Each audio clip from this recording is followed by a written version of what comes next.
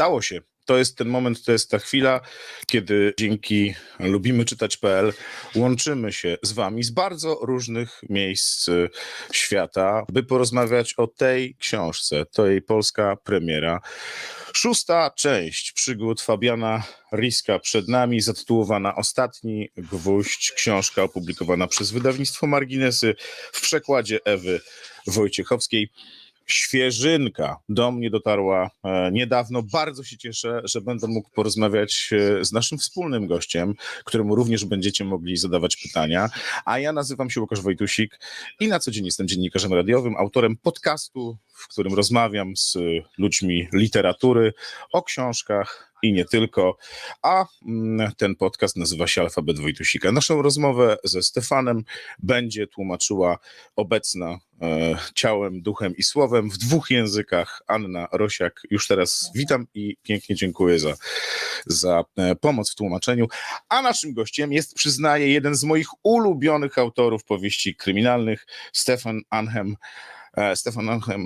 Stefan, nice to see you again. Likewise. Nice to be here.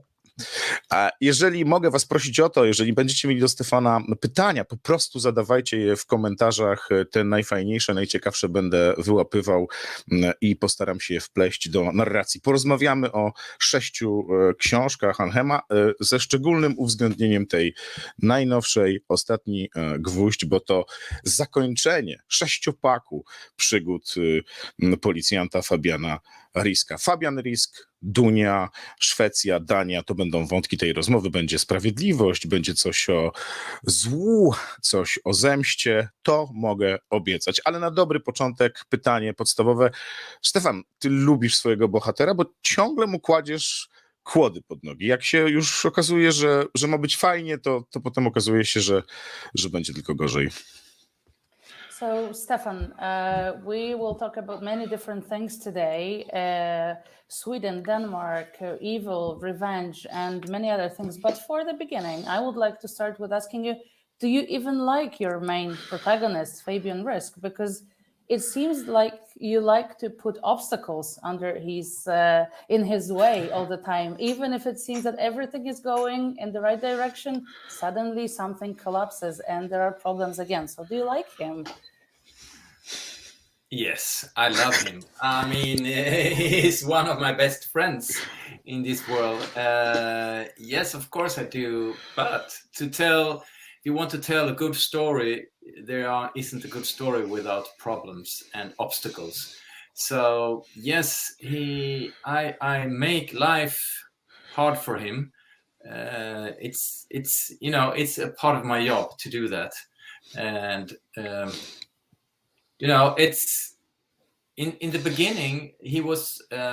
I took a lot from myself with him. In the first book, everything he thought, it was in a way my own thoughts. And in a way, every characters are like that. But with him, he was a bit closer to me. And now during all the books, he's not at me at all. He's not as me. He's changed a lot because, I sit here and write books, fiction, and he's out there doing it, to save his own life.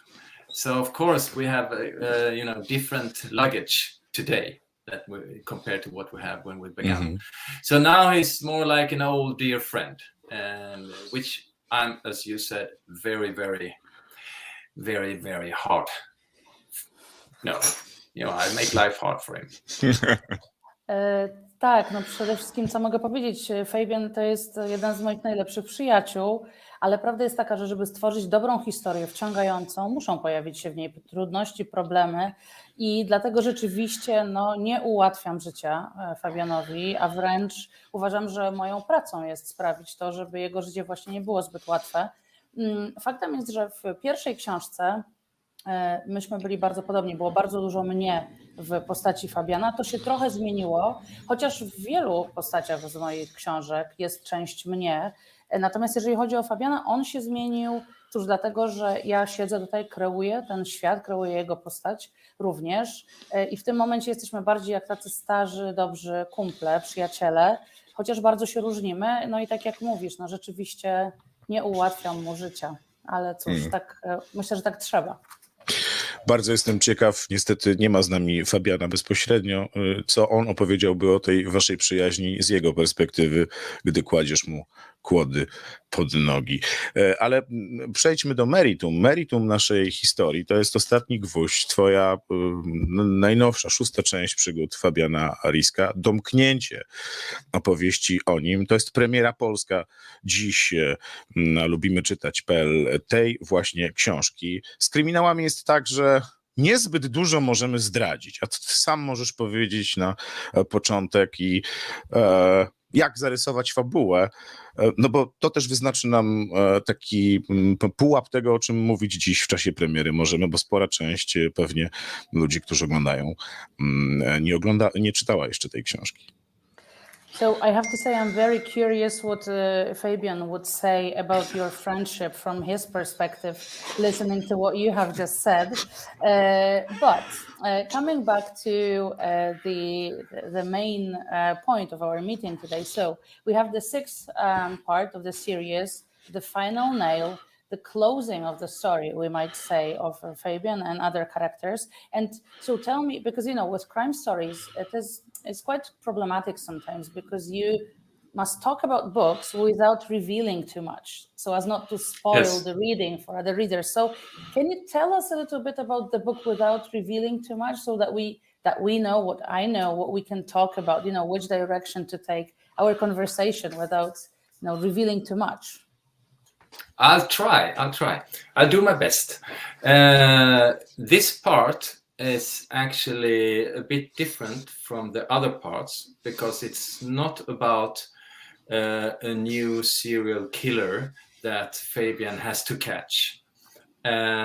Instead, it's about, you could say, all the loose ends from the other books. You can read it without, even if you haven't read the first 5 books, but of course that will help.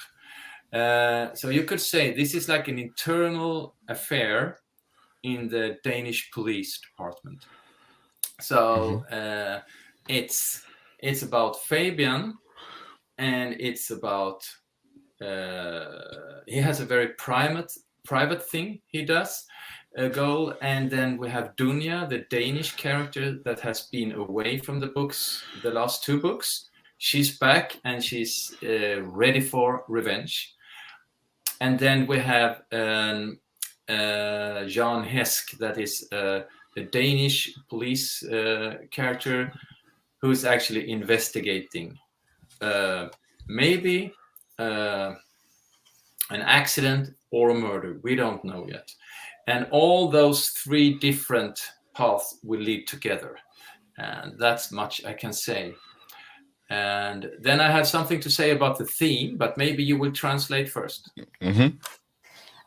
Cóż, na pewno ta książka różni się od 5 wcześniejszych, ponieważ w tej akurat części nie chodzi o to, że Fabian ściga kolejnego seryjnego mordercę, ale bardziej jest to książka, która wyjaśnia wszystkie wątki czy niedopowiedzenia, niedokończone historie z poprzednich 5 części. I to jest taka część, do której właściwie nie trzeba przeczytać tych poprzednich, chociaż oczywiście to bardzo pomaga i uprzyjemnia czytanie właśnie 6. części. Tutaj mamy do czynienia z taką wewnętrzną sprawą w duńskim wydziale policyjnym. I tak, jest Fabian, który ma taką swoją osobistą rzecz do załatwienia, mogę tak to powiedzieć. Jest Dunia, której w poprzednich 2 książkach nie było. Ona zniknęła na chwilę z pola widzenia, natomiast teraz wraca, gotowa do zemsty, do wymierzenia swojej zemsty. I pojawia się również Jan Hesk z duńskiej policji, który musi sobie poradzić z pewną zagadką. Jeszcze nie wiadomo, czy jest to wypadek, czy było to morderstwo. I te 3 wątki, te 3 postaci bardzo ściśle się ze sobą wiążą w trakcie właśnie tej książki. U Fabiana to myślę, że możemy zdradzić. Jest też ważny motyw, który nad nim ciąży, albo z którym jest on cały czas związany przez wszystkie twoje powieści, czyli Fabian w pracy i Fabian z rodziną. I ten wątek, który ciąży w tej ostatniej części na nim, to jest taki ciężar bycia złym. Jest nazywany złym ojcem, złym mężem, jest porywczy w tej części. No i trochę, tak mi się wydaje, zaprzepaszcza możliwość bycia dobrym policjantem. Co ty na to? So in this part, I think we can say that without spoiling too much, that Fabian is carrying a bit of a burden, actually in all of the parts, but especially in this one. And we can see two Fabians in a way, at home and at work. And especially at home, we can see that he's carrying this burden of being a bad person, a bad father, a bad husband. Also, we can see he's impulsive at work. And in a way, we can say, I would say that he's ruining his chances for being a good policeman. Would you agree with that? Yeah, I mean,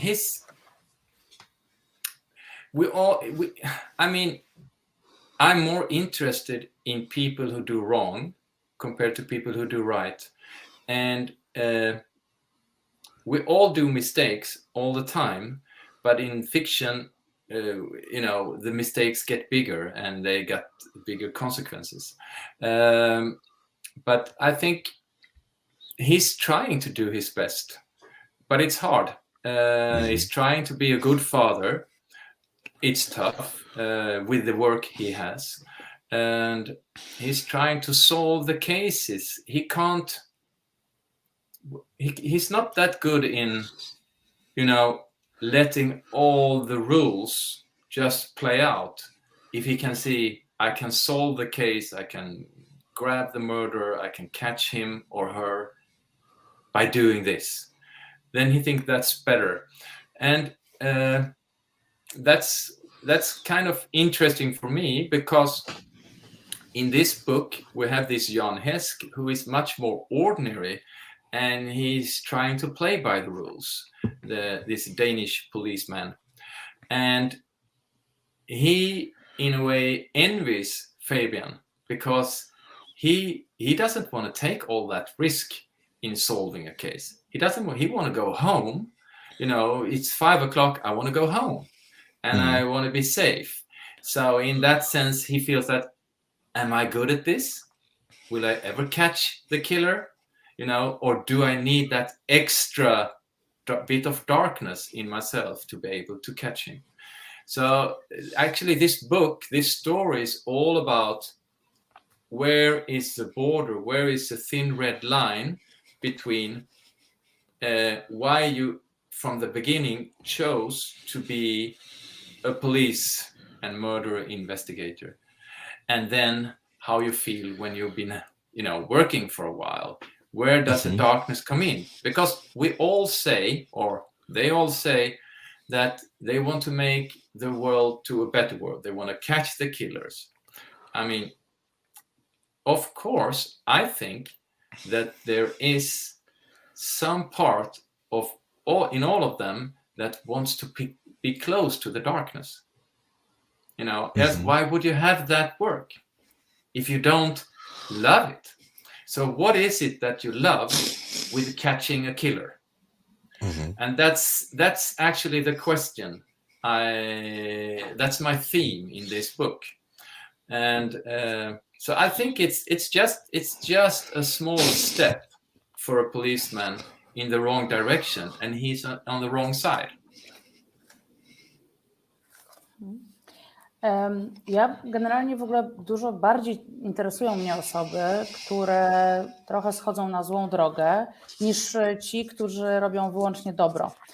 I jak wiemy, wszyscy popełniamy błędy, każdy z nas, natomiast w książkach, w literaturze zawsze te błędy są większe i mają znacznie poważniejsze konsekwencje.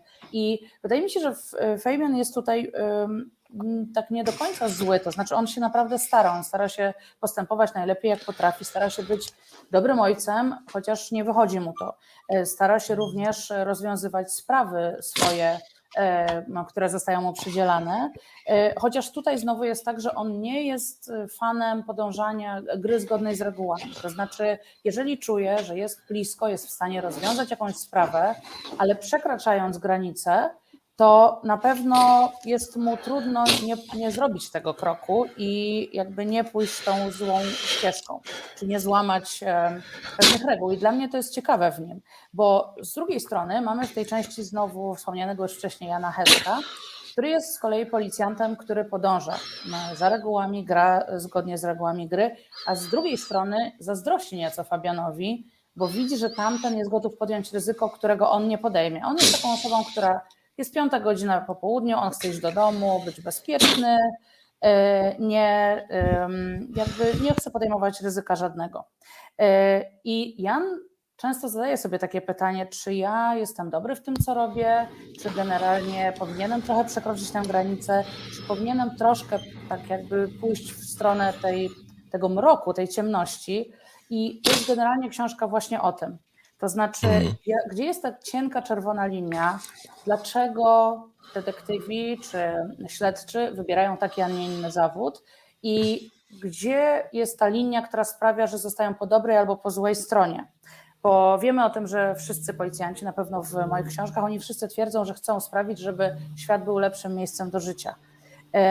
Tylko że to jest tak, że ja uważam, że w nich jest jakaś taka cząstka mroku, dlatego że inaczej nie wybrali do tego zawodu. I to jest między innymi rzecz, o której opowiada ta książka i na której się skupiłem właśnie przedstawiając w ogóle policję i jej działania, bo myślę, że jest taka cienka linia, która oddziela to dobrego policjanta od złego policjanta, tak w skrócie. To skoro pojawili nam się dobrzy i źli policjanci, ci, którzy tej drogi szukają, to tym głównym złym w tym tomie, bo to jest też taka opowieść, którą zdecydowałeś się domknąć, to myślę, że dobra informacja dla tych, którzy czytali poprzednie książki, jest historia Klima Leisnera, to jest szef Wydziału Zabójstw z kopenhaskiej policji, bo to jest ta ewidentnie zła postać, zły policjant i ta historia domagała się domknięcia i on jest tym głównym złym. To możemy zdradzić w tej opowieści. A Sandra, i od razu wrzucę pytanie od Państwa, którzy nas oglądają, pyta, skąd pomysł, żeby z Kima zrobić aż takiego bezwzględnego potwora? So since you mentioned good and bad police people and also this darkness, well, obviously in this book, I think we can also reveal this without spoiling too much. The main bad character is obviously Kim Sleisner, the police chief in Copenhagen. He's the bad cop, Yes. he's the bad guy. And I will already add a question from one of our viewers, Sandra. She's asking, why would you turn Kim Sleisner into such a horrendous monster? I think, I think he made that for himself. He just developed like that. And I think for me, he was one of the most fun characters to create and write. Because I see parts of him everywhere. We have Epstein, we have Trump, we have the Swedish Democrats. You know, a lot of things Kim Sleisner is saying in his dialogue, I actually sampled from other real people. So he's, you know, all the bad, grumpy, white, hetero men together in one. And, he was funny to write. So that's not really an answer to your question, but I think that's what this series needed, you know, a really, really good dark nemesis. Cóż, to nie jest tak, że ja chciałem, żeby Kim stał się taką postacią, on po prostu trochę tak się sam rozwinął. Natomiast muszę przyznać, że to była postać, jedna z moich ulubionych do tworzenia, opisywania i właśnie budowania.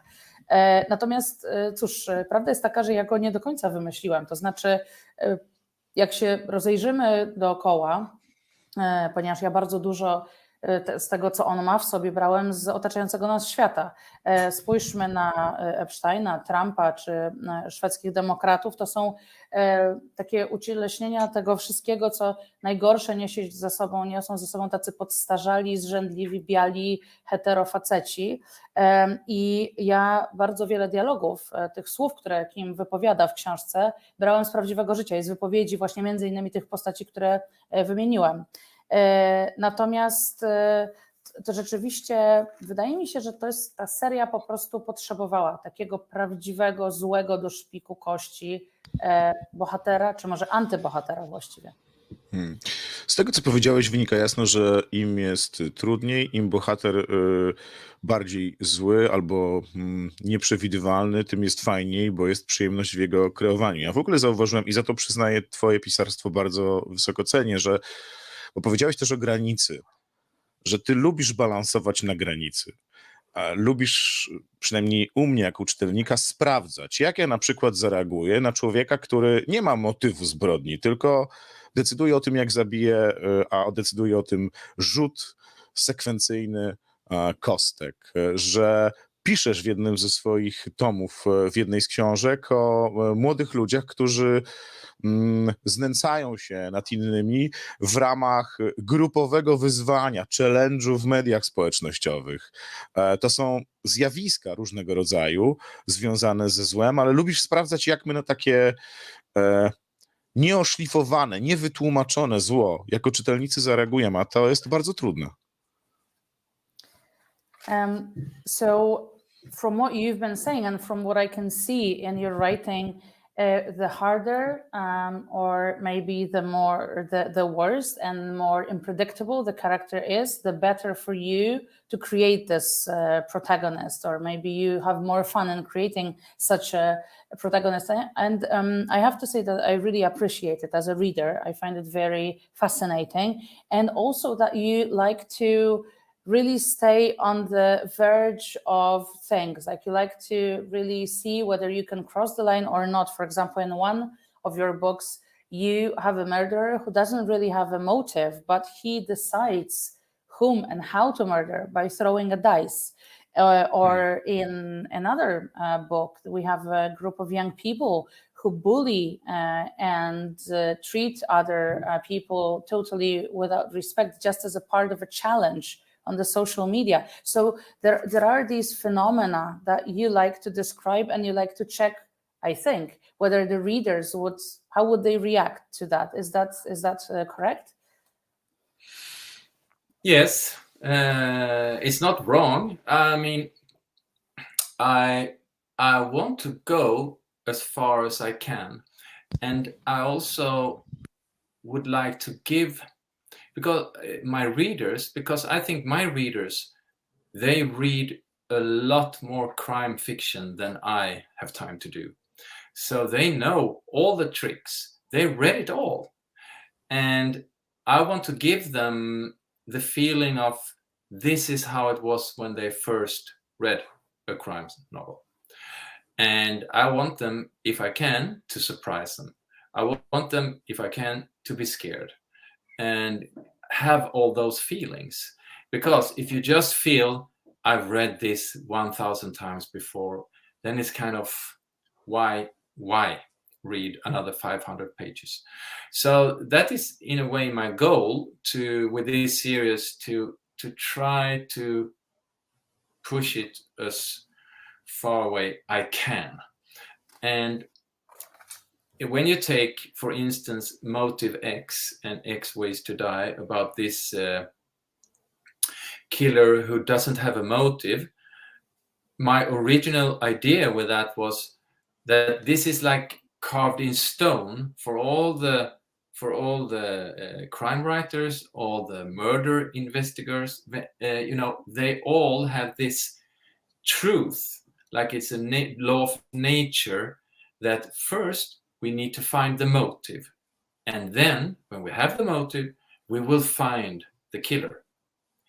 And I was like, but why, if there isn't any motive, what will happen then? And we have all, then, I mean, if the victim didn't do anything, there's no connection, like terrorism. When they drive a car in a Christmas market, the victim and the killer doesn't have actually something. It's just you've been at the wrong place, the wrong time. That's all. And that feeling I wanted to create with those two books. So and I haven't read any stories like that. And my goal is with my books to give my readers stories they haven't read before. Tak, myślę, że to, co mówisz, to jest prawda o tym sprawdzaniu granic, sprawdzaniu też czytelników i myślę, że to nie jest złe, bo rzeczywiście staram się tak pisać, żeby sprawdzić, jak daleko zdołam się posunąć, ale robię to całkowicie świadomie i robię to też dlatego, że wydaje mi się, a wręcz jestem przekonany, że moi czytelnicy na pewno czytają więcej powieści kryminalnych niż ja. I znają ich dużo więcej. Dlatego moim celem jest sprawienie, żeby czuli się, czytając moje powieści, tak jakby czytali powieść kryminalną pierwszy raz, żeby byli zaskoczeni, żeby trochę się bali, jeżeli to będzie też możliwe, bo jeżeli przeczytają to i będą mieli takie wrażenie na zasadzie ojejku, już to czytałam 100 000 razy, to tak naprawdę jaki jest sens tego, żeby sięgali po kolejną książkę, która ma bez mała 500 stron, także to był też cel tej serii, żeby zaproponować coś takiego właśnie odważnego na granicy, tak jak to nazywasz. I jeśli chodzi o książki, dwie tutaj mogę powiedzieć o Motyw X i X sposobów na śmierć, to jest też ciekawe, bo tam postanowiłam spojrzeć na taką odwieczną, tak jakby regułę obowiązującą w powieściach kryminalnych, trochę tak jak taka natura miłości, nienawiści, która jest taką prawdą objawioną niejako dla bardzo wielu powieści, to tutaj taką prawdą objawioną dla powieści kryminalnych jest to, że zawsze musi być motyw, że morderca zawsze ma motyw. A ja zastanowiłam się, pisząc te dwie książki, a co jeśli nie ma motywu? Co jeśli po prostu jest tak, że ofiara naprawdę nic nie zrobiła? Trochę na takiej zasadzie jak terroryści, którzy ciężarówką wjeżdżają w tłum na targu świątecznym. To wtedy nie ma takiej zależności, że jest motyw. Po prostu ktoś jest w złym momencie, w złym miejscu, w złym czasie. I to jest to, co chciałam też pokazać właśnie w książkach Motyw X i X sposobów na śmierć, tak żeby zaskoczyć, żeby spojrzeć na to trochę z innej perspektywy i żeby dać czytelnikom coś, czego jeszcze nie czytali. Za chwilę wrócimy do głównej narracji dotyczącej najnowszej powieści twojej i poprzednich, bo to będzie też takie spotkaniowe rezumé historii Fabiana Riska, tak naprawdę uniwersum świata Fabiana Riska, ale teraz jedno pytanie, bo czytelnicy i czytelniczki w Polsce domagają się, bo już kilka pytań padło, więc muszę to pytanie teraz zadać, przynajmniej krótko odpowiedz, a potem na koniec jeszcze wątek rozwiniemy. Wobec zakończenia serii z Fabianem, czy jest pomysł na nową serię kryminalną z nowymi bohaterami? To pytanie od Idy. So before we return to the main theme of our conversation, I have to ask one question that keeps reappearing among our viewers, because in the light of the end of the series about Fabian Risk, people keep asking and demanding, is there an idea, do you have an idea for another series, maybe with different protagonists, but a series, again, a couple of books about new stories, new protagonists? Well, right now I'm working on a standalone, which won't be a series. There won't be police officers investigating. There will be fewer characters, but it will be a suspense thriller, psychological thriller, hopefully a page turner. And I'm also working actually on, which I can tell you here, on a small spin-off. It will just be a short one, but actually when I worked with The Final Nail, there was a whole bunch of chapters taking place up in Stockholm, where Malin Rehnberg, one of Risk's old colleagues, was working. And then I decided in the middle of the work to take all those chapters away. No one ever read them, and now I'm actually doing that as will be the main character. But it's just one spin-off. I don't know if it will be a series, but the events are taking place the same days as the events in the final nail. So it's kind of, the other way, which is quite exciting for me.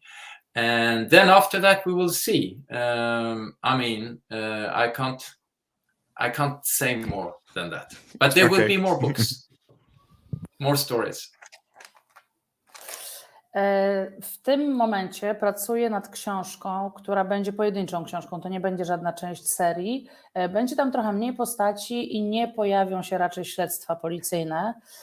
To będzie coś bardziej w stylu takiego psychologicznego thrillera. Mam nadzieję, że uda mi się stworzyć coś, co będzie trzymało czytelników w napięciu.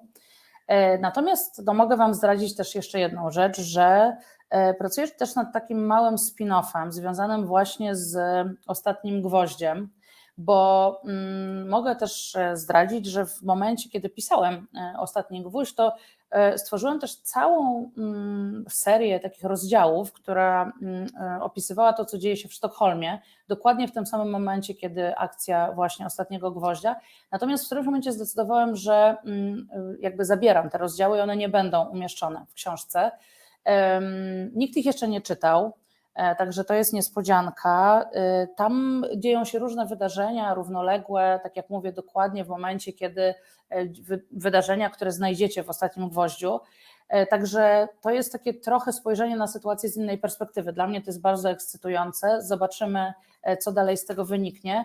Więcej zdradzić nie mogę, ale mogę Wam na pewno obiecać, że więcej książek spod mojego pióra na pewno jeszcze wyjdzie. I taka odpowiedź mnie bardzo cieszy i satysfakcjonuje, a teraz wyobraź sobie taką sytuację, że siedzimy sobie tutaj tylko we trójkę. Ty, Ania, ja, nie ma tych wszystkich ludzi w Polsce, którzy to oglądają. I powiedz mi, co myślisz, kiedy wchodzisz do jakiegoś mieszkania, czegoś domu i widzisz, że wszystko jest idealnie wyczyszczone, że w łazience szczoteczki do zębów są pochowane, że wszystko jest sterylne, a wszyscy są dla ciebie bardzo uprzejmi. Bo ja wtedy myślę, a zresztą potem ci powiem. Okay, so thank you for this answer. It's very nice to hear, very good to hear that we'll see more books. But now I want you to imagine that there's only the three of us. So you, me, and Łukasz, and there are no other people watching us. It's just the three of us, and we are sitting at home or maybe in an apartment, where everything is in perfect order. You look around the rooms and it's perfectly clean. You walk into the bathroom and all the toothbrushes are standing in a perfect, order and straight. And what do you think when you enter a home like that? Because I get a very strange feeling, which I will tell you about later, but I wanted to know, how do you find yourself in situations like this? Yeah, I totally agree. If everything is too perfect, then it's something wrong. So I couldn't agree more. Yes, I always in my own life I have this struggle. I want everything to be perfect, but it never is. So if one will succeed in this, there is a price to pay, I'm sure. Cóż, zdecydowanie, jeżeli wszystko jest zbyt idealne, perfekcyjne, coś jest nie tak, coś na pewno jest nie tak. Ja w swoim prywatnym życiu staram się oczywiście dążyć jako tako do perfekcji, natomiast to nigdy nie wychodzi, więc kiedy widzę, że ktoś jest bardzo blisko takiej perfekcji, to wiem, że jakiś trup w szafie gdzieś tam się czai. To skoro o trupach w szafie było i tak rozmawiamy sobie nadal w kameralnym gronie, wiem, że jesteś pod Kopenhagą, w miejscu, w którym piszesz, bo te wakacje będą bardzo pracowite dla ciebie, że jest tam jakiś ogródek pewnie za domem. To gdzie te wszystkie trupy z powieści twoich?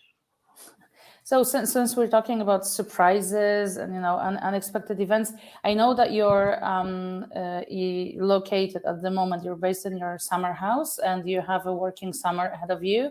And we know that there's a garden surrounding your country house. So where did you bury all these bodies from your stories? Yes. Oh, I can't tell you that. Then unfortunately you will be one of the bodies. So I've bought a I ticket can't. to Copenhagen. No cóż, tego nie mogę ci zdradzić, bo gdybym to zdradził, to ty musiałbyś również no, niedługo znaleźć się wśród tych zakopanych ciał w moim ogródku. Więc nic z tego. Twoja ostatnia powieść jest dla mnie też opowieścią i z pozycji Duni, i z pozycji Fabiana, czyli tych dwojga bohaterów. Powiem przewrotnie o tym, gdzie jest granica wymierzenia sprawiedliwości i domagania się sprawiedliwości. To jest pierwszy element. A drugi o zemście. To znaczy, gdzie jest granica zemsty i co jest zemstą tak naprawdę. Co ty na to? I have to say that when I read your last book, The Final Nail, I got the impression that it's also a story about Dunia and about Fabian, the two protagonists, but also, which might not be maybe clear at the very first look, but I would say this is also a story about the limit of where is the limit to the justice being served, and where is the limit to the revenge being done to other people? What would you say? Would you agree? Yes, I agree very much. I mean, actually my goal was to make this to Dunya's book.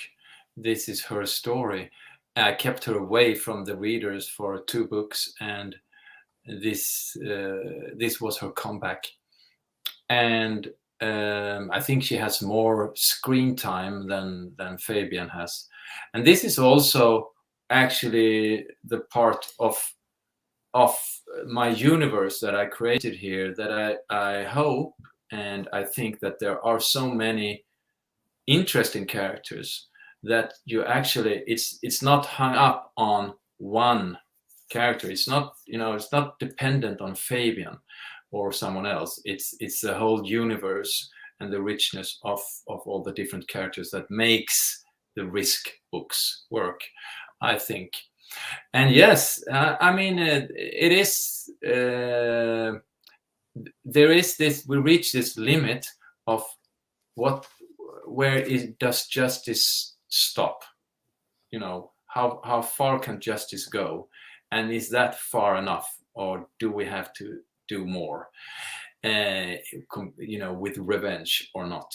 And yes, this is a theme I'm working with here, and I don't give answers. I'm more asking questions, and then I let my characters do whatever they think is right for them. And some of them will regret what they did, and some of them won't. So that's how it is. Tak, myślę, że ten twój pomysł i odbiór tej książki jest jak najbardziej słuszny i też dodam, że celem moim było napisanie książki, w którym Dunia, to będzie jej historia tak naprawdę, to znaczy, ponieważ tak jak wspomniałem, ona w poprzednich 2 książkach znika, to jest jej taki wielki powrót, wielki comeback i myślę, że jest jej nawet więcej akurat tutaj niż samego Fabiana. Natomiast szczerze mówiąc, taki był mój plan i mam nadzieję, że to wyszło, że w całym tym uniwersum, jak i w tej książce jest bardzo dużo ciekawych postaci i to nie jest tak, że ta cała seria, cała historia zasadza się wyłącznie na Fabianie. I wydaje mi się, że to właśnie sprawia, że te książki są tak wciągające i tak ciekawe, że ta różnorodność postaci i ich liczba jest naprawdę duża i rzeczywiście to pytanie o sprawiedliwość, gdzie kończy się wymierzanie sprawiedliwości, gdzie zaczyna się zemsta w czystej postaci, gdzie możemy posunąć się dalej, a gdzie nie, to są pytania, nad którymi bardzo się zastanawiałem i cóż, ja nie daję odpowiedzi jasnych, ja bardziej stawiam pytania. I jest tak, że niektóre postaci żałują tego, co zrobiły, a niektóre nie, bo właśnie tak to wygląda, jak w prawdziwym życiu. To jeszcze jeden wątek, żeby czytelnikom wyostrzyć apetyty i żeby potwierdzić, tak, znów będzie rozgrywka policyjna między Szwecją a Danią, w której nie jak w meczu piłkarskim nie ma zazwyczaj wygranych. W zasadzie w całej serii pokazujesz też w odpowiednich proporcjach tą relację między duńską a szwedzką policją, zderzasz światy i organizacje tych systemów w różnych krajach, trochę różnych jednak kulturach. I tutaj pojawia się pytanie, z którego skorzystam i za które bardzo dziękuję. Maciej pyta, czy Szwedzi tak wierzą w działanie prawa, jak Fabian, który zdziwiony jest, gdy aresztują jego syna w Danii? I wanted to touch on another theme in our conversation, mainly the police systems and the clashes between Sweden and Denmark, because this is what also we can also find in your book. And unlike in football games, there's not a clear winner of this battle, of this clash, because we can see you present the police worlds, police organizations and institutions in Sweden and Denmark. And I wanted to ask you, following the question of one of our viewers, for which I'm very grateful, because I wanted to ask you, is it really the case that the Swedish people really trust the authorities and the police so much as Fabian, who is really surprised when the Danish police arrests his son? Yes, I would say so. It's a huge difference between Denmark and Sweden in that sense that let's back up. They are neighbors. We have so much in common, but when you zoom in, there will be so many cultural differences. It's like Switzerland and Germany, or Portugal and Spain, and so on. Canada, the US.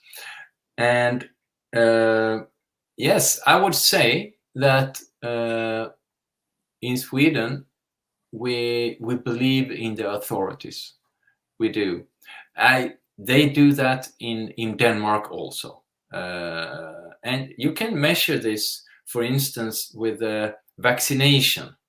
When the government tell us that we should get the COVID vaccine, almost 85-86% is getting the vaccine, because we believe in the authorities. But that is actually the same in Denmark and Sweden. So yes, he believes that this is the right thing to do, and in that particular part of the story, the whole thing is, should you do what you think is right, no matter what? And he thinks that the truth must be out there. We have to tell the truth, and that's the most important thing for Fabian to do in that part. And then I'm not sure he regrets it. I mean, a lot of things will happen, but I don't know if he would be ready, or his son would have a nice life living with that lie and that secret for the rest of his life. So it's really a tricky question.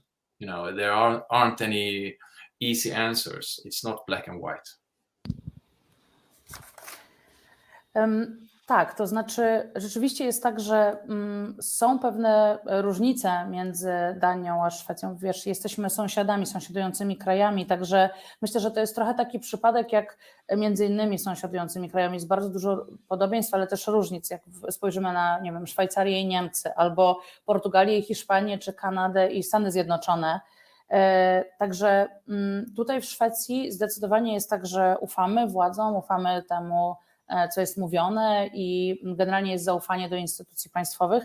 W Danii również, chociaż nie do takiego samego stopnia, choć z drugiej strony, gdy spojrzymy na przykład o to, jakie były instrukcje dotyczące szczepień, tutaj w Szwecji w momencie, kiedy został wysłany taki jasny komunikat, żeby się szczepić, zaszczepialność zatrzymała się na poziomie 85 czy 6%, także była bardzo wysoka, i wydaje mi się, że w Danii było bardzo podobnie, czyli tutaj tak naprawdę jest podobnie. Natomiast wracając do samego Fabiana, to jest też bardzo ciekawy wątek w tej całej historii, dlatego że to jest takie pytanie o to, czy należy postępować tak, jak się uważa, że jest słuszne, czy należy za wszelką cenę dążyć do prawdy, czy jednak robić inaczej. I cóż, wydaje mi się, że nie jestem pewien, czy Fabian żałuje swoich decyzji, bo wydaje mi się, że tu nic nie jest biało-czarne, tu nic nie jest takie, to nie ma prostych pytań, prostych odpowiedzi, bo w momencie, kiedy sprawy potoczyłyby się inaczej, nie wiem, czy byłby zadowolony z tego,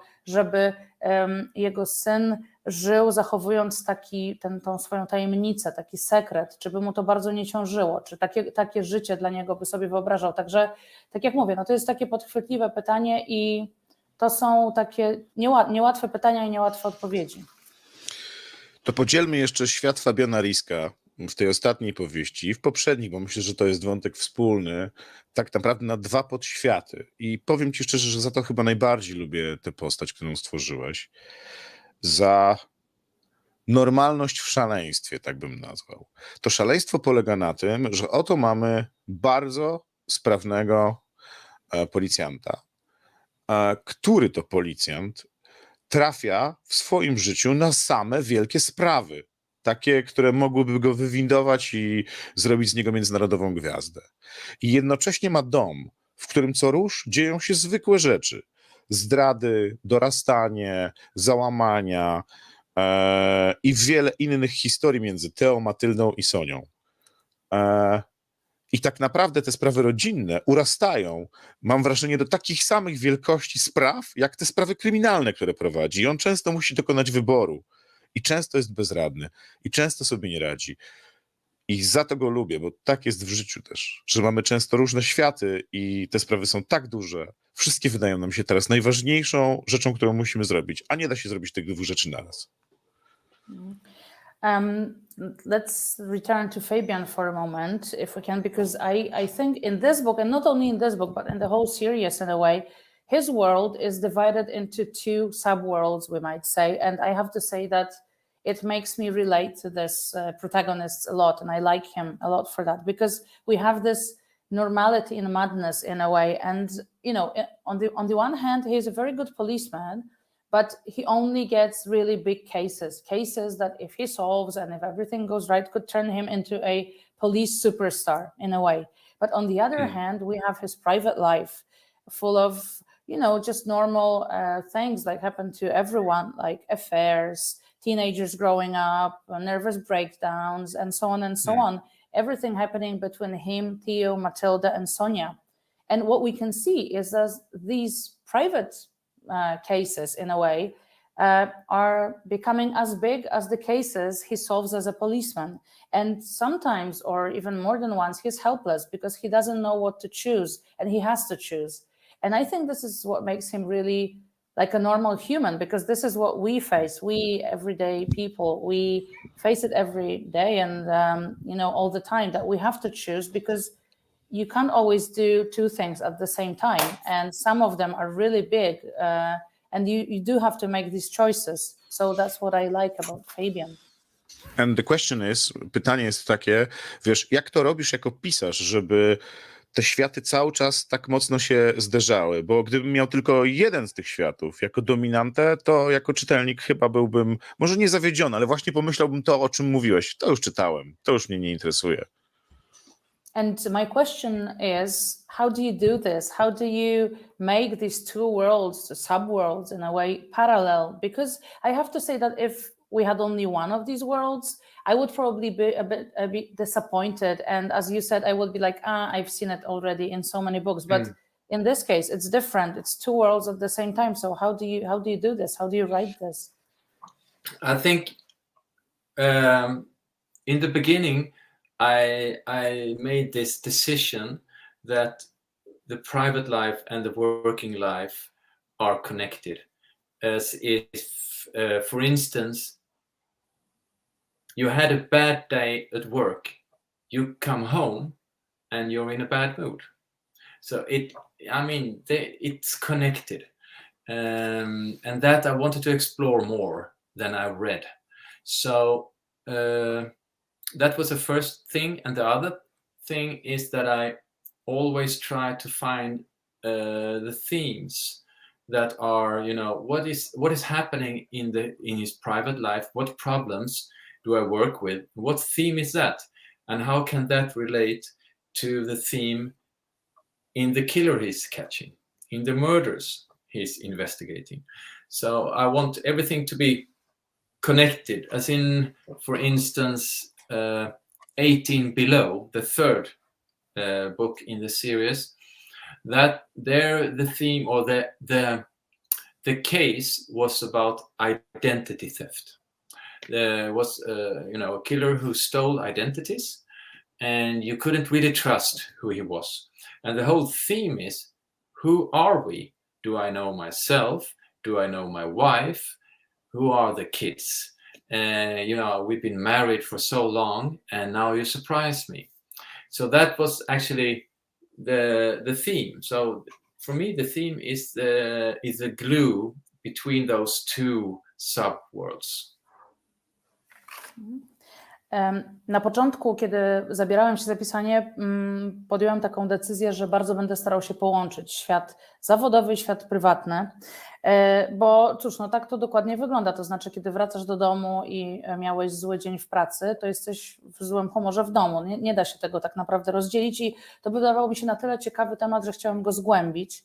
A druga rzecz była taka, że bardzo chciałem się zastanowić nad tym, jak problemy, które właśnie Fabian ma w swoim życiu prywatnym, jakie to ma przełożenie na sprawy, które prowadzi, czy na morderców, których ściga, jak się to przekłada, jakie to ma konsekwencje na przykład w trzeciej książce serii, czyli 18 stopni poniżej zera, tam się pojawia wątek kradzieży tożsamości. Jest zabójca, który właśnie między innymi zajmuje się kradzieżą tożsamości i przez całą książkę przewija się taki temat, kim jestem, czy wiem, kim jestem, czy wiem, kim są ludzie, których znam, moja żona, mój mąż, moje dzieci.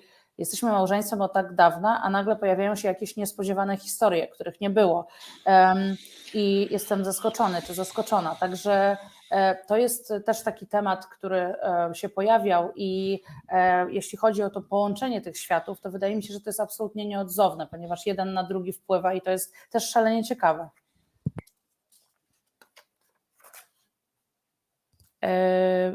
Łukaszu, nie słychać cię, chyba się zmutowałeś. Tak, poruszmy jedną rzecz, która jest techniczna, ale bardzo ważna. Opowiedzieliśmy i tym, którzy nie czytali jeszcze twoich książek, do czego naprawdę zapraszam i namawiam, pokazaliśmy, jak wiele wątków poruszasz i z jak wielu elementów składasz jedną powieść, a teraz już cały cykl 6 powieści.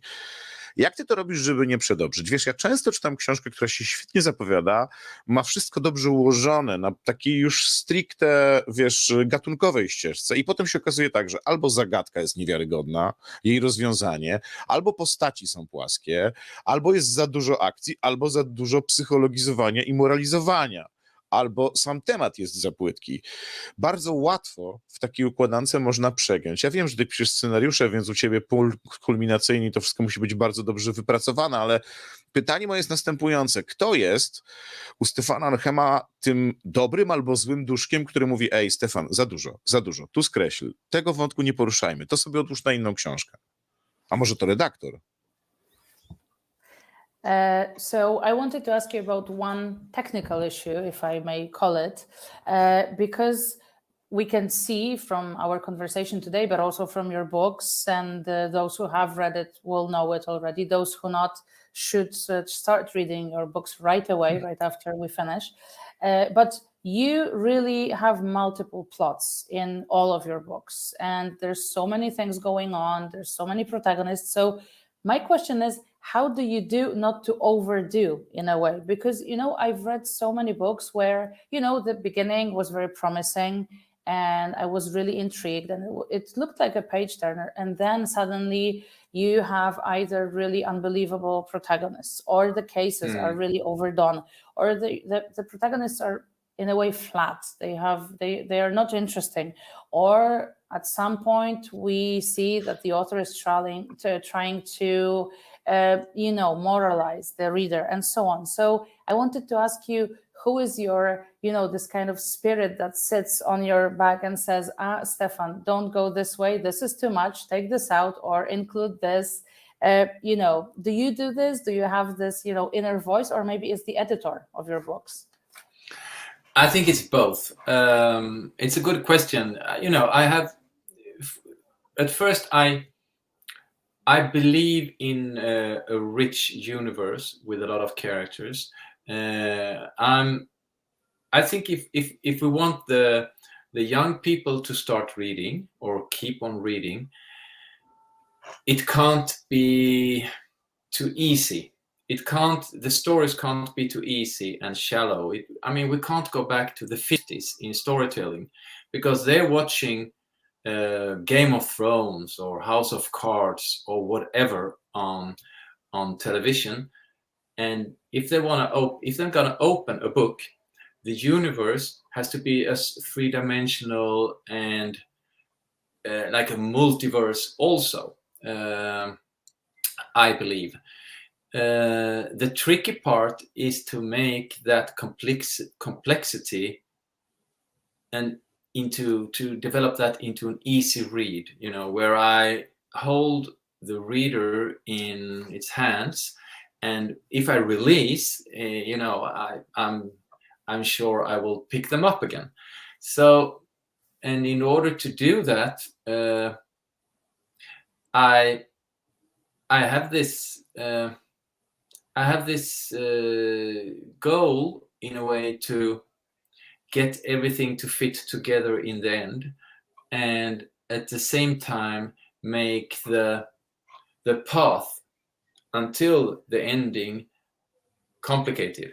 For instance, if you have a suspect today compared to if you wrote a story 40, 50 years ago, at that time, it was enough to have a black hat on and everyone would say, oh, that's the killer. Today, you don't want that kind of storytelling, or at least I don't want it. Because if I have a suspect, I want to get to know this character. And when it, in the end, is clear that he's not the one, I, as a reader, don't want to feel fooled. I want to have something. I want that suspiciousness on that character to be worthwhile reading. So I work really hard with making all the characters believable in that sense, that they are connected to the story.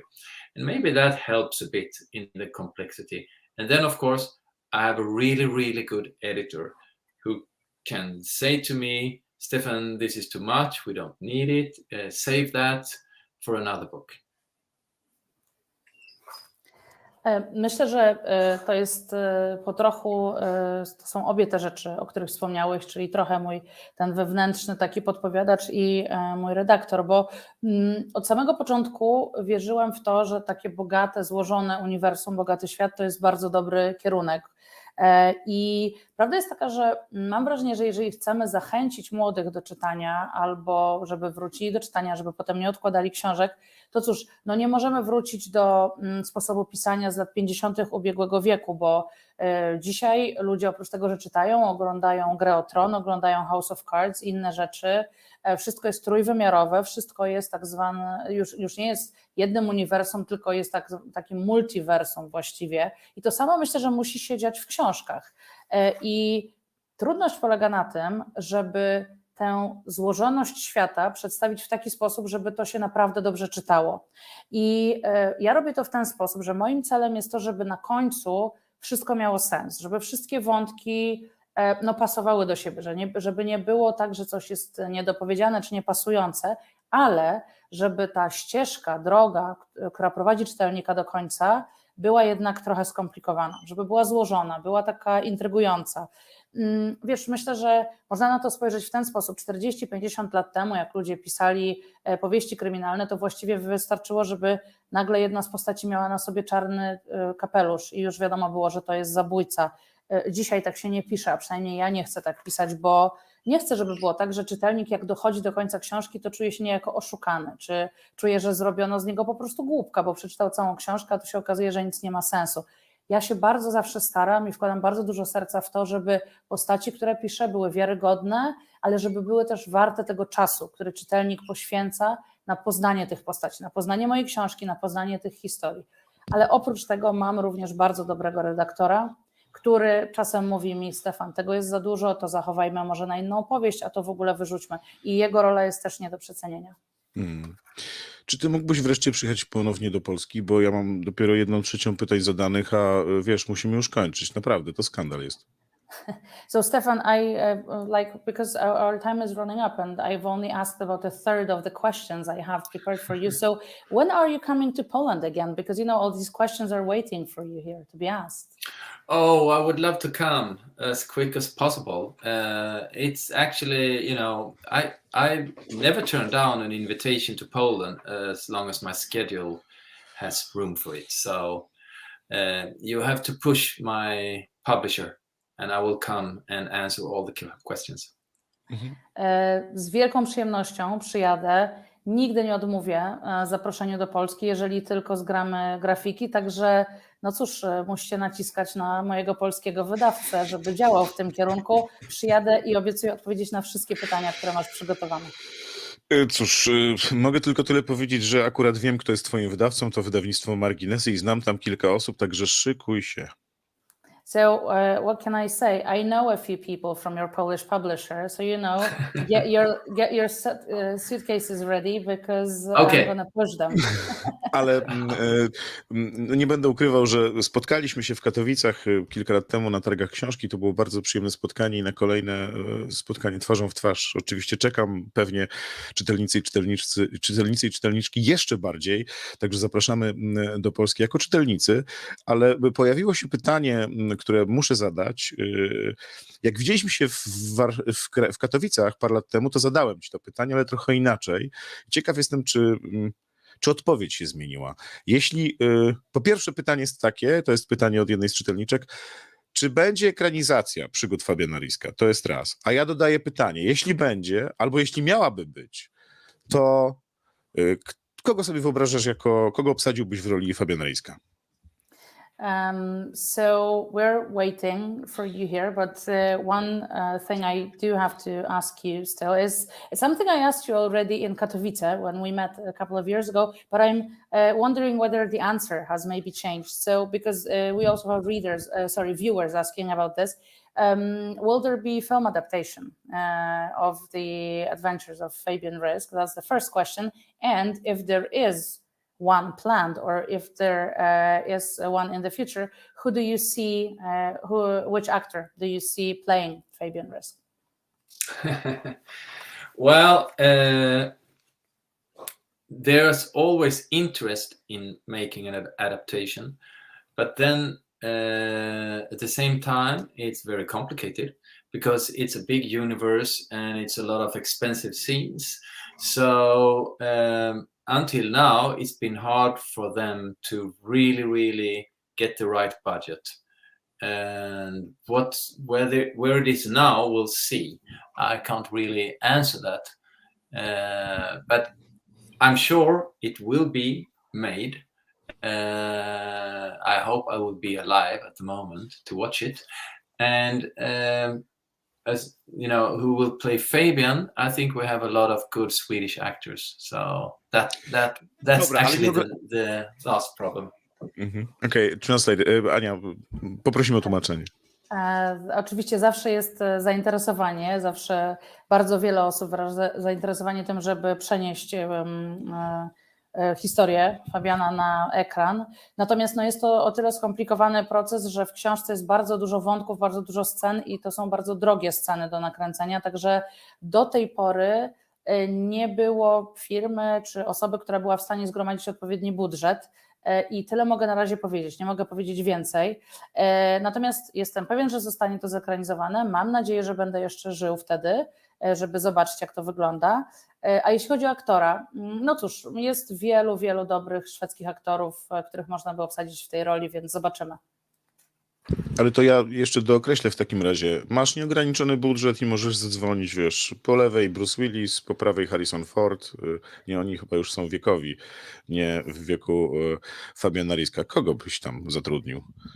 Okay, and if we imagine a situation that your budget is unlimited and there's like Bruce Willis on your left-hand side, Harrison Ford, or maybe they are too old or at the moment for Fabian, but still you have they are too old. You have no limit to the budget. So who would you see as playing Fabian? Oh, well, I don't want to go there. Don't force me to that. It's the names you Ja znam mentioned odpowiedź. are I all know of the my answer. favorites, but they're too old. And Uh, what I do think actually is, when you make a big series like this, it's always better to have a new name that is not that known. I mean, Harrison Ford, no one knew about him in the beginning. The whole Star Wars, it was only Obi-Wan Kenobi who was a known theater actor.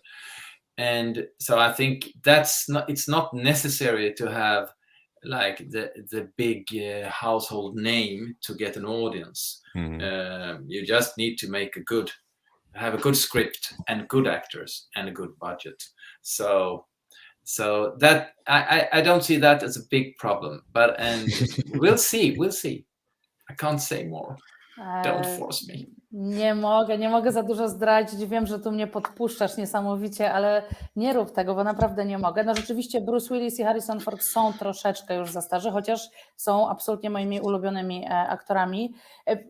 Wiecie, to jest tak, że kiedy robi się taki dosyć duży serial, to wydaje mi się, że bardzo dobrym pomysłem jest obsadzenie w głównej roli jakiegoś kogoś z nowym nazwiskiem, jeszcze nie do końca znanego, bo cóż, spójrzmy, biorąc pod uwagę Harrisona Forda, spójrzmy na Gwiezdne Wojny, tam tak naprawdę nie było w ten czas bardzo znanych aktorów i to był naprawdę dobry ruch, także wydaje mi się, że nie potrzeba żadnych sław, żeby zrobić dobry serial, to co jest potrzebne to jest dobry scenariusz, dobry budżet i dobrzy aktorzy, ale niekoniecznie znani, a o to się nie boję. Myślę, że wyjdzie to bardzo dobrze, ale już zamykam usta na kłódkę i nic więcej nie mogę powiedzieć. Jako że mam to nagrane, mam to na tak zwanej taśmie, to mogę tylko tyle dodać, że kilka lat temu, kiedy pytałem cię o to samo, powiedziałeś, gdybym mógł, to Edward Norton. So since I have it recorded somewhere, I can reveal and I can remind you that a couple of years ago when I asked you the same question, you said, Edward Norton. Ale powiem ci, że to jest dobry wybieg z tym, żeby nie podawać nazwiska, dlatego że jak powiedziałeś mi wtedy Edward Norton, a ja byłem... Rozmawialiśmy przy 9. grobie wtedy, no i od tego czasu kilka kolejnych opowieści o Fabianie Risku się ukazało i o jego uniwersum, no to powiem ci, że przez pierwsze 2 kolejne twoje powieści zacząłem sobie imaginować, czytając książkę, że twój bohater wygląda trochę jak Edward Norton, więc może rzeczywiście lepiej, żeby nie zdradzać nazwisk.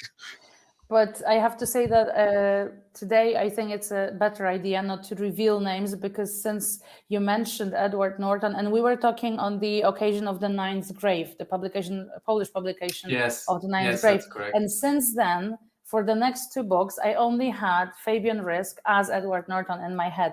So I think it's better to refrain from giving exact names and leave it to the imagination of the readers. Yes, I agree. To na koniec jeszcze pytanie już z rodzaju tych lekkich, a w zasadzie pytanie z publiczności, jak mówią, czyli od czytelniczki. Troszeczkę je pozwolę sobie przekształcić. Pytanie jest krótkie, a potem będzie puenta. Czy istnieje taka szansa, że presja fanów serii może skłonić cię do zmiany zdania odnośnie zakończenia tej serii z Fabianem Riskiem?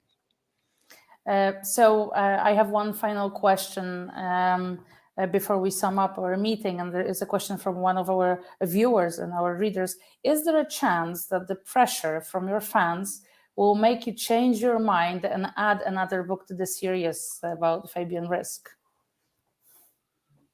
Never say never. Nigdy nie mów nigdy. Czyli wpadłeś, wolisz, żeby ta presja była na Facebooku, mailowo, czy jak? So how do you prefer this pressure to reach you? Via Facebook, emails, letters? Choose the weapon. Yes. No, I think it's, with this 6th book, this installment, I ended all the things I started up from the first book. And that was a real pleasure to close it down. And what will happen after that, I haven't decided yet. And, I love the universe I created, and we'll see what happened. But you know, and maybe I will start a new series, maybe not. Maybe it will be more spin-offs. I don't know. Or we'll see. But of course, I mean, it's about the pressure from all the readers is actually not that far away, because today you know, when you have been selling so many books in so many countries, of course I feel a pressure, and a lot of my energy goes actually to be distracted from that and just zoom in on what do I think, what do I believe in, what do I want. And I think, if you know, it's such a long journey to write a book from beginning to end, so you need to have fun while doing it. You can't just do it for the money. Maybe some of us can, but you need to have fun. It won't be a good, nice read if it's just about the money. So I think that's my answer. You know, whatever gets me going, I will do it. And of course, pressure is also nice, because that gets me writing, gets me, you know, doing it. So I love to have readers longing for more. You know, nothing could, you know, make me happier than that. Then we'll see what that will end up in. I haven't promised anything.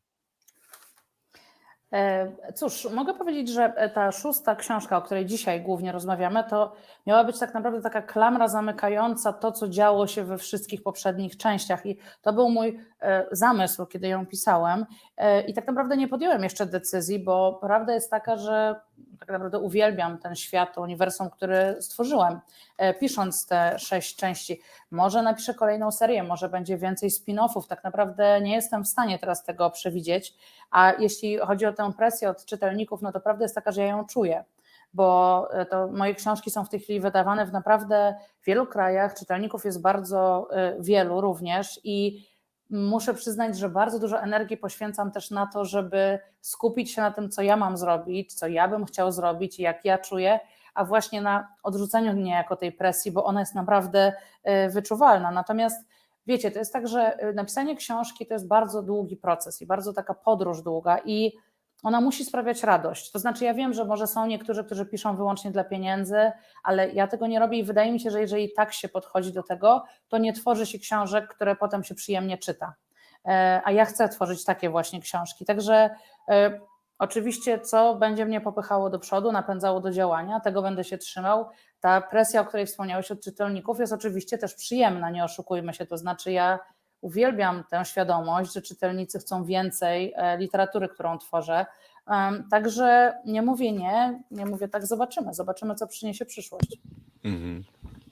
Podsumowując, z twoją prozą mam tak, że wiem, że ta zupa albo ta potrawa, i za to ci dziękuję, zawsze ma ten specyficzny smak, ta potrawa kryminalna, i dla mnie to jest duża uczta, chociaż przyznaję, że potrafisz zdenerwować czytelnika, zostawiając go w połowie opowieści, tak jak robisz w motywie X, albo zwodząc bardzo mocno, ale w Ostatnim Gwoździu, bo o tym nie powiedziałem i to zostawiłem sobie na koniec, i to nie będzie spin-off, bardzo ważnej kwestii dotykasz, którą już Państwo wyczytacie, dotyczącej relacji, albo w zasadzie braku relacji, podsumowania relacji ojca z członkami swojej rodziny. A Ostatni gwóźdź, Stefan Ahnhemem, o tej książce premierowo na lubimeczytać.pl i dla lubimeczytać.pl i dzięki nim rozmawialiśmy dzisiaj z autorem Stefanem Ahnhemem. Stefanie, piękne dzięki za poświęcony czas.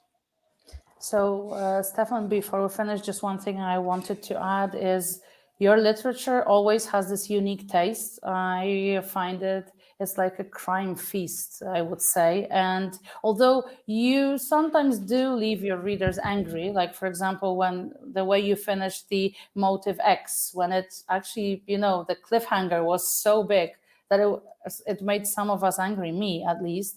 But on a more serious note, in the final note, because I haven't said it before, you touch on a very important issue. I won't go into details because I want the readers to have the pleasure to read about it themselves. But you touch on a very important issue of the relations of a father between the father and his family members.